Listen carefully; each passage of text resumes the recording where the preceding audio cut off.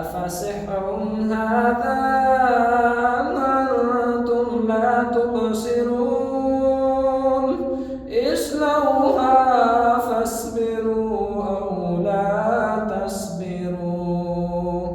أو لا تصبروا سواء عليكم إنما تجزون ما كنتم تعملون إن المتقين في جنات ونعيم فاكهين بما آتاهم ربهم ووقاهم ربهم عذاب الجحيم.